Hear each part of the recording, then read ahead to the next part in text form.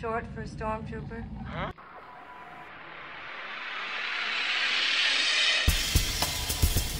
What's up, my friends? It is Stormy, of course, and welcome back to the Sith Relic Room once again.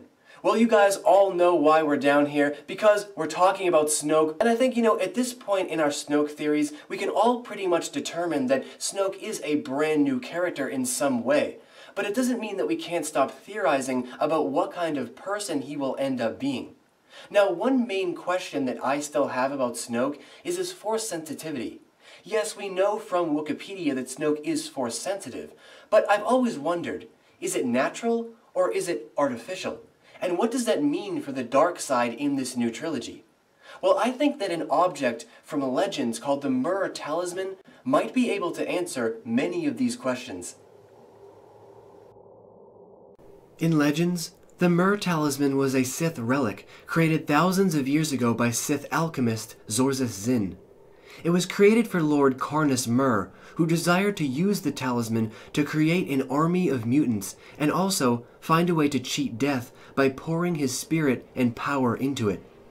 Any being near him could be suddenly turned into a mutant, and the mutants could turn others as well. And all the while, the talisman sustained his life, granting him literal spiritual immortality. Some would even say the talisman granted him Force abilities. In recent reports, we have heard that among golden robes, fancy slippers, and a marble throne room, Snoke also has a ring adorned with a black crystal. At first I thought it might be used for a more simple purpose, like a black lightsaber, until I was directed toward this talisman.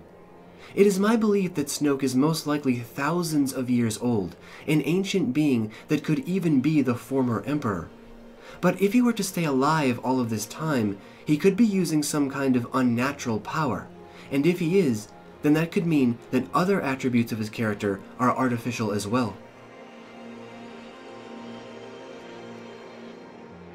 Pablo Hidalgo has said once before that Snoke and the Knights of Ren are from a different school of the dark side, meaning our understanding of what the dark side is will have evolved over these 30 years.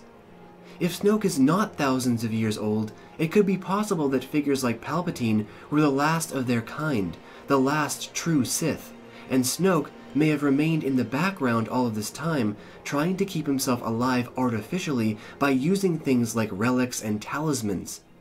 Many have theorized that Snoke may be like a Wizard of Oz figure, but in this case, the wizard is real. However, he obtains his power from unnatural sources. This could even be the reason that Snoke is so deformed. He could very well be a former member of Palpatine's Dark Council, and after Palpatine's death, Snoke tried to take his place by gathering the Sith relics in Palpatine's private collection, learning from them, and quite possibly allowing them to possess his body, which would give him powers, and of course, binding his life to the objects to create immortality. When I think of Snoke and his lavish ornaments like his throne and his gold robes, I see someone that values power and domination, almost like a self-proclaimed god. He's either adorning himself with these items, or people are doing it for him, believing him to be a deity. And with all these possible connections to ancient Sith knowledge, he could have assured himself a position as the head of the First Order, and is now leading them into chaos. But even if he was self-proclaimed, it doesn't mean that he's not powerful. If Snoke is using mysterious objects like this, then it's practically giving him the ability to use Force traits, and one of these traits could be another attribute shared with the Muur Talisman, the power to turn other people. Is this talisman how Snoke had the power to turn Kylo Ren in the first place, to manipulate his mind and control him? Furthermore, is this how he brainwashes the entire First Order, the energy of the talisman overpowering the entire army?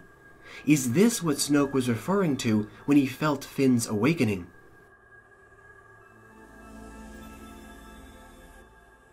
And what about Luke Skywalker? We know that he has been traveling, searching for the Jedi Temple. But, did he find it? Is he still on his journey? And what has he found already? In recent news, we've learned about a compass that Luke uses to let the Force guide him, quite possibly to Force-sensitive locations. But what is he looking for? Could it be the answer to the talisman's destruction, the final blow to Snoke, ending the brainwashing of the First Order, and perhaps even extinguishing Snoke's life energy? So now I turn this conversation over to all of you. What do you think about the theories that I presented in this video? And could we see an object like the Muur Talisman return to canon? Leave all of your thoughts and opinions down below in the Great White Void. And as always, until next we meet, stay in a galaxy far, far away.